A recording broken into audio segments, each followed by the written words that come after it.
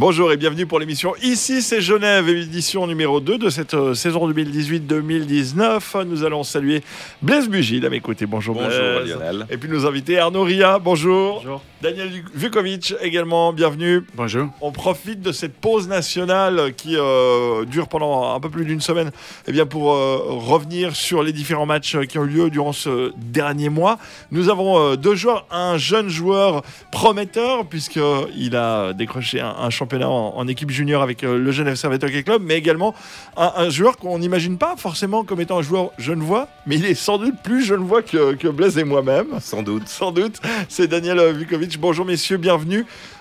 Daniel, juste avant de commencer, est-ce qu'on peut juste expliquer ton rapport à Genève parce que tu as une famille incroyable?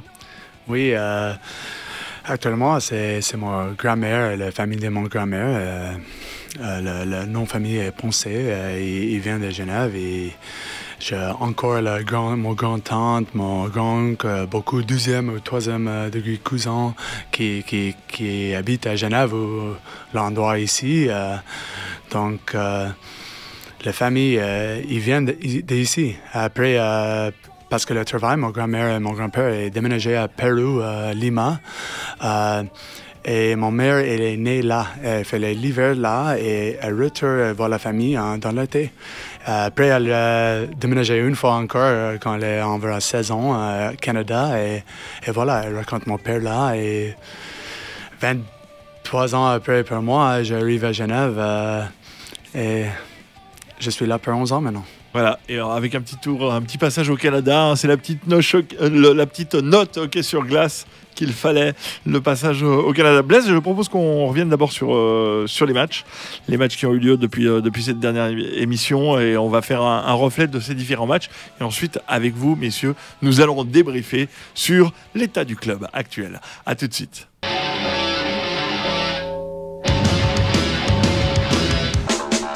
11 matchs entre le 13 novembre et le 8 décembre durant lesquels les supporters du GSHC sont passés par tous les états d'âme. D'abord 3 défaites, 7-0 à Berne face aux Ours juste après la pause de l'équipe nationale. À Lugano, ça va à peine mieux. 3 jours plus tard, les joueurs de Chris McSorley opposent une belle résistance durant 58 minutes, mais ils encaissent 2 buts dans la cage vide et reviennent battus du Tessin 5-2. Ça ne va pas mieux le lendemain au Bernais, où malgré un bon deuxième tiers-temps, les Grenats s'inclinent 4-0 face à Zoug. Bref, rien ne va plus et Genève Servette est au fond du trou.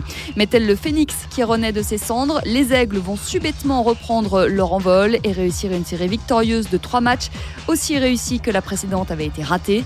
D'abord 5 buts et un blanchissage face à Fribourg-Gotteron au Vernet. Les 20 premières minutes sont tonitruantes, les Dragons sont perdus, comme en témoignent les statistiques. Les joueurs de Chris McSorley tirent 16 fois au but contre 3 envois seulement à leurs adversaires. Un excellent Cody Almond, 3 buts et un assist ainsi qu'un powerplay très efficace avec 4 buts à 5 contre 4 leur permettent de finir le travail. Les Biennois, si fringants en début de saison, subissent le même sort ou presque. Victoire 6-1 pour les Servettiens qui s'imposent encore 24 heures plus tard sur la glace de la BCF Arena 5-3 et remportent leur première victoire à l'extérieur de la saison en championnat. Et puis une semaine plus tard, deuxième succès sur patinoire adverse dans les Grisons cette fois face au HC Davos, mené 2-0 peu après la mi-match. Les Aigles réagissent rapidement et l'emportent finalement 4-2. C'est alors que les vieux démons ressurgissent. En panne d'efficacité offensive, Genève Servette s'incline face à Rapperswil-Jona pour la deuxième fois en autant de matchs. Les Saint-Gallois remportent ainsi leur unique victoire à l'extérieur depuis la reprise en septembre. La panne offensive se poursuit à Langnau pour les joueurs de Chris McSorley. Malgré une bonne résistance, ceux-ci s'inclinent 3-0 avant de toucher le fond avec une correction 7-1 à Lausanne. Une déconvenue que les Servettiens oublient très vite puisqu'ils vont battre les Lions de Zurich au Hallenstadion. Un match solide et un blanchissage de leur gardien Gauthier Desclous leur permettent d'empocher 3 points importants. Voilà cette série de matchs avec des lourdes défaites, puis des victoires incroyables. On se dit, ça y est, c'est reparti. Derrière, on s'en reprend sur la nuque. C'est ce qu'on appelle un parcours en dents de scie, Blaise Bugil. Oui, c'est le moins qu'on l'on puisse dire, puisqu'il y a eu tout d'abord 3 défaites avec 16 buts encaissés, 2 buts marqués. Et ensuite 3 victoires. Là, c'est 16 buts marqués, 4 encaissés.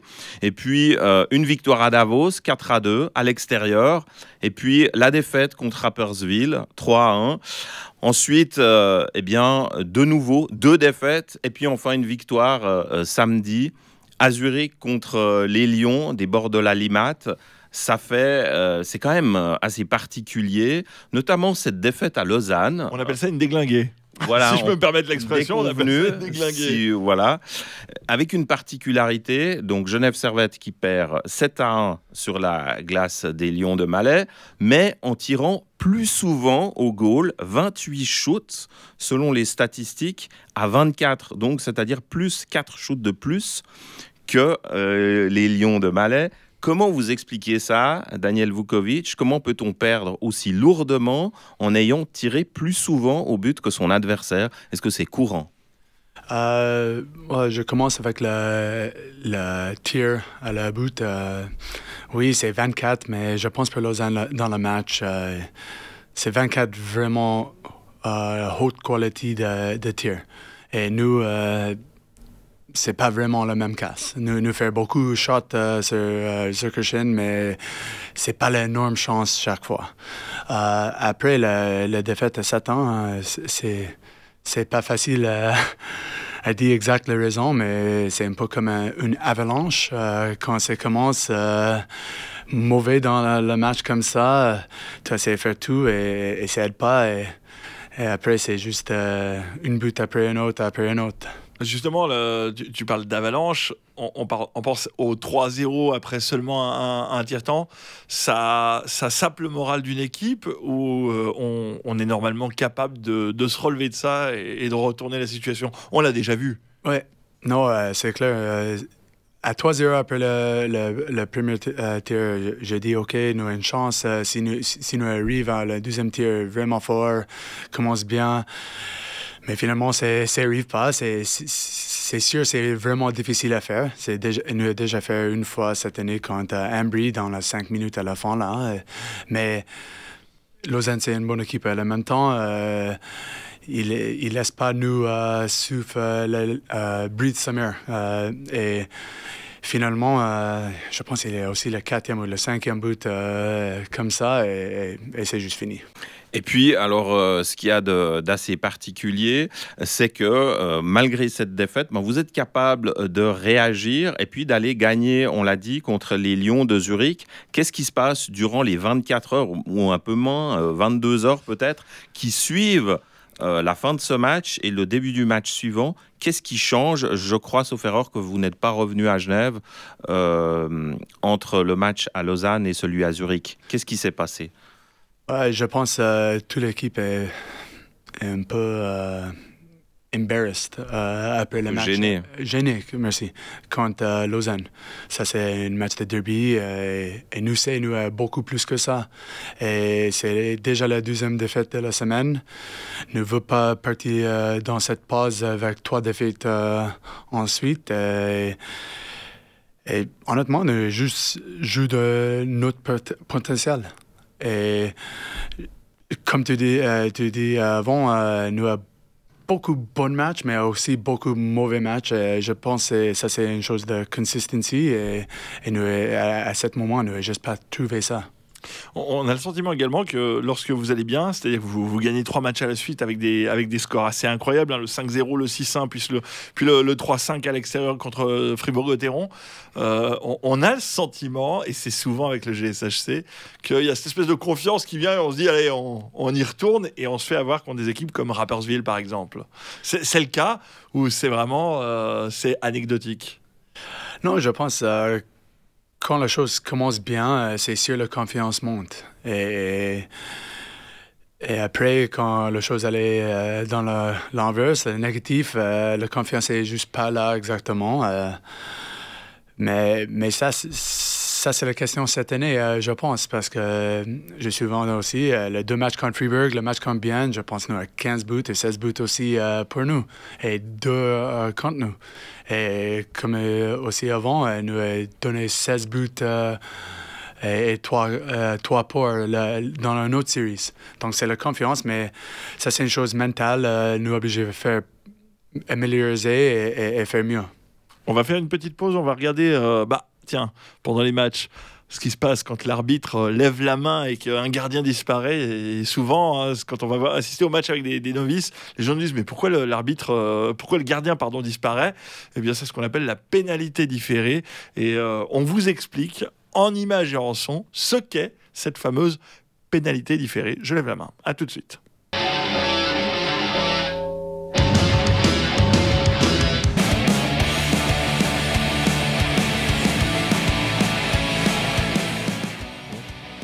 Au hockey sur glace, lorsqu'un joueur commet une faute sur un adversaire, l'arbitre ne siffle pas immédiatement.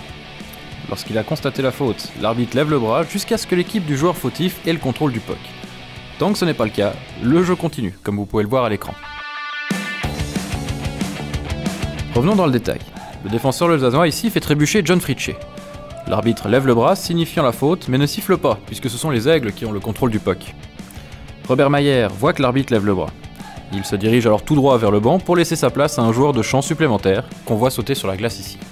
En effet, puisque le jeu s'arrêtera dès qu'un Lausannois aura le contrôle du puck, ils ne pourront pas prendre de tir en direction de la cage genevoise.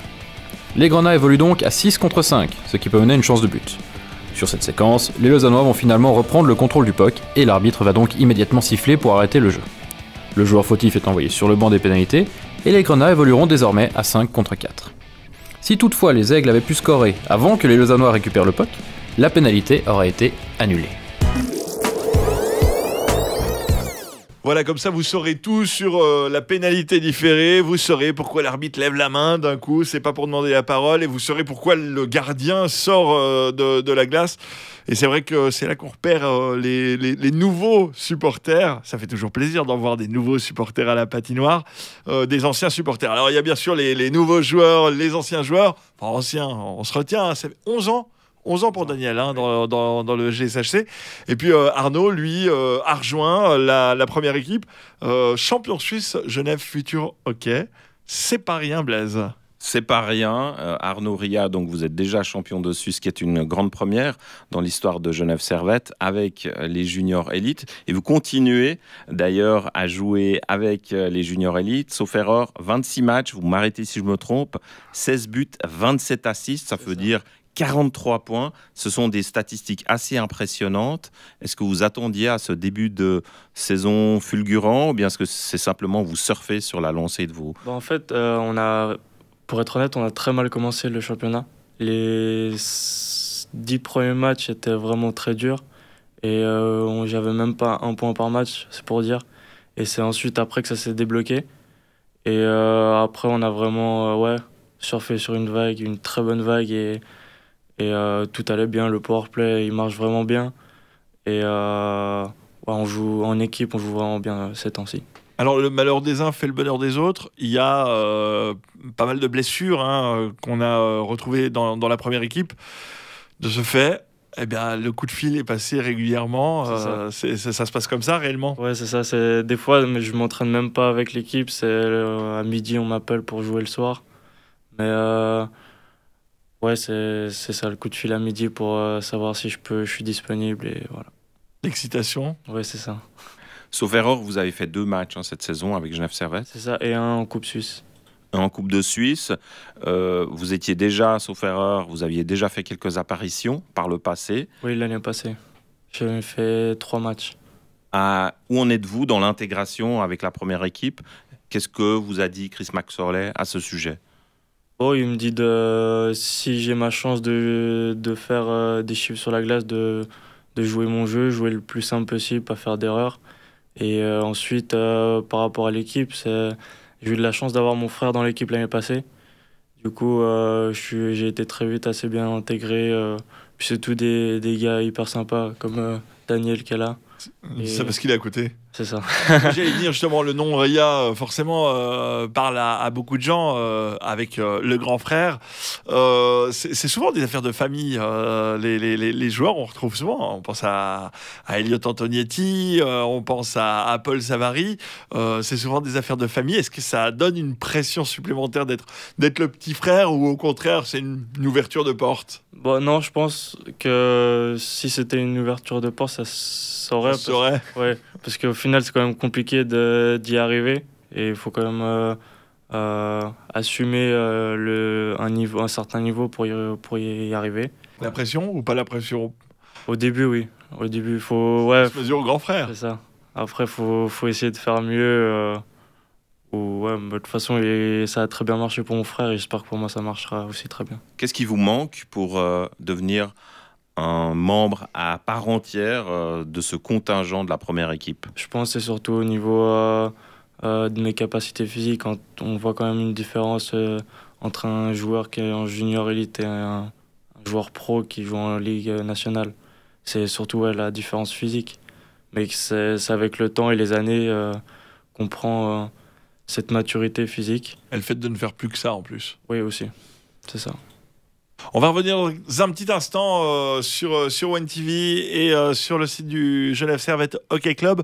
Et on va se diriger dans les vestiaires. On va retrouver notre ami Matteo Detra qui va cette fois-ci nous faire découvrir un petit peu l'envers du décor, mais du matériel. Parce que c'est vrai que nous, quand on va au sport, on a un petit sac avec nous. Et encore, les joueurs de hockey, forcément, ont un gros pactage. Et puis, on le sait, les sportifs sont un peu superstitieux.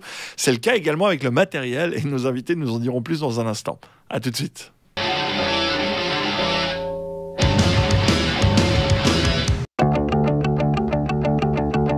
Bonjour, aujourd'hui on va parler de l'équipement du joueur de hockey sur glace. On remarque sur cette image que les joueurs de l'époque jouaient sans casque, avec une canne en bois, des gants en cuir légèrement protégés et des patins également en cuir. Ce qu'il y a d'étonnant sur cette image, c'est de voir que le gardien ne portait pas de casque également. Aujourd'hui, comparé à l'époque, le hockey va beaucoup plus vite, il est beaucoup plus spectaculaire. Le puck part plus vite dans les passes, dans les shoots, et ça on le doit en particulier aux progrès qui ont été réalisés dans l'équipement, notamment les cannes. Là, on a tout le stock de cannes de l'ensemble de l'équipe. Elles sont aujourd'hui en carbone, en composite, elles sont extrêmement légères. Elles sont travaillées de manière à ce qu'elles soient flexibles, de manière à ce que le joueur puisse avoir des shoots qui sont plus performants, qui partent plus vite, qui sont plus précis, notamment aussi en lien avec la palette, qui est extrêmement plus rigide que les palettes de l'époque. Et tout ça a concouru à rendre le hockey tout simplement plus attrayant.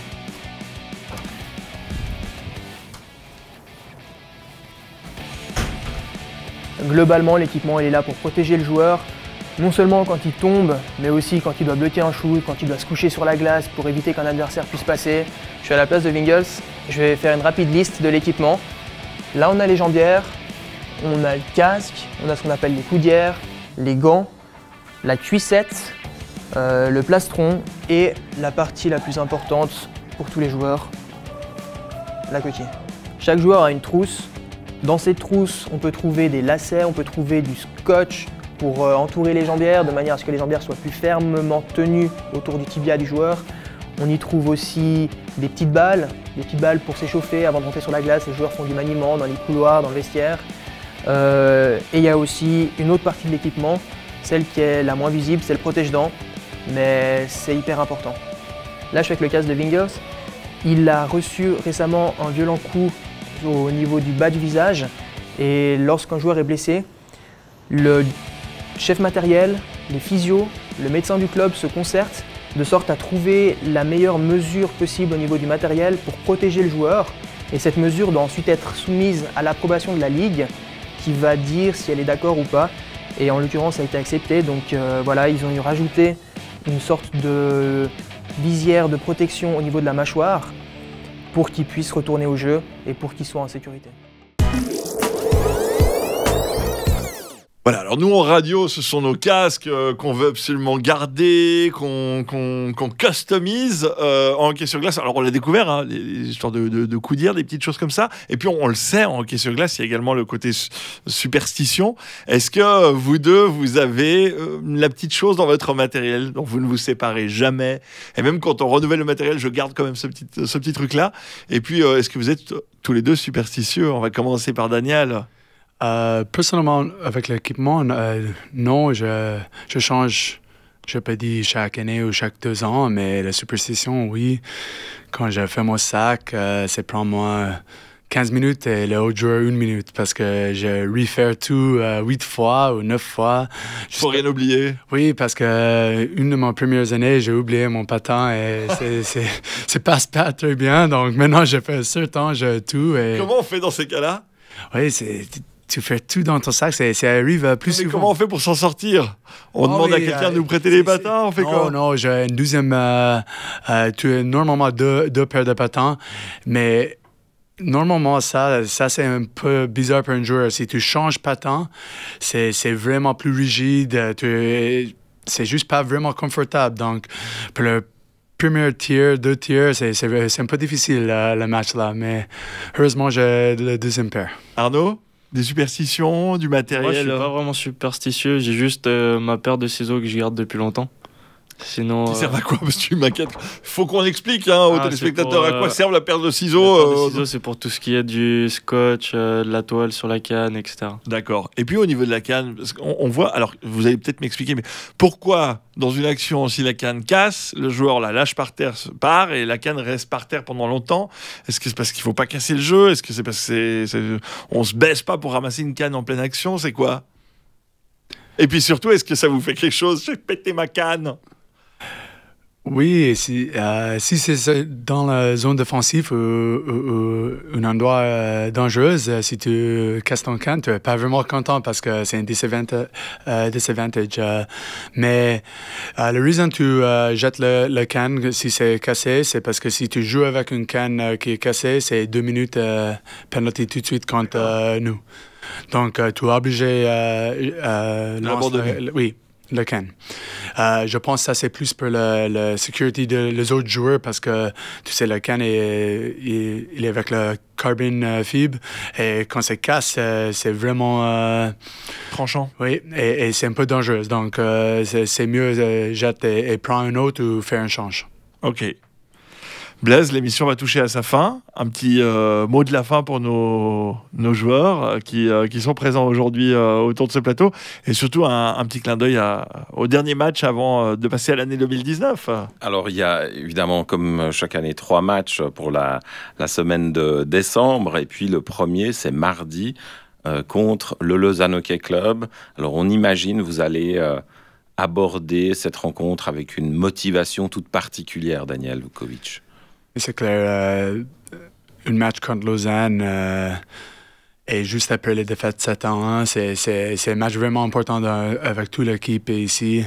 Donc, nous sommes motivés. Je pense aussi que cette pause aide-nous un peu parce que nous avons beaucoup de blessures. Et j'espère 1 ou 2 ou plus retournent pour le jeu. Et... oui, les 3 derniers matchs, c'est vraiment important parce que chaque année, quand tu arrives à janvier ou février, si tu n'es pas dans le meilleur 8, c'est toujours difficile à la fin. Donc, c'est un gros match le mardi prochain et les 2 autres aussi. Un petit mot de la fin également. On espère le coup de fil mardi. C'est ça. C'est ça. Toujours. Arnaud, je pense qu'on aura l'occasion de nous revoir autour de cette table. En tout cas, vu les statistiques du Genève Futur Hockey, il y a de fortes chances qu'on se retrouve une nouvelle fois autour de ce plateau l'année prochaine. Messieurs, on dit merde, on dit bonne chance et on se retrouve mardi face au Lausanne Hockey Club. On se retrouve en début d'année prochaine pour la prochaine édition de Ici c'est Genève. Merci Blaise, merci messieurs, et merci à toutes et à tous. Bonne fête de fin d'année.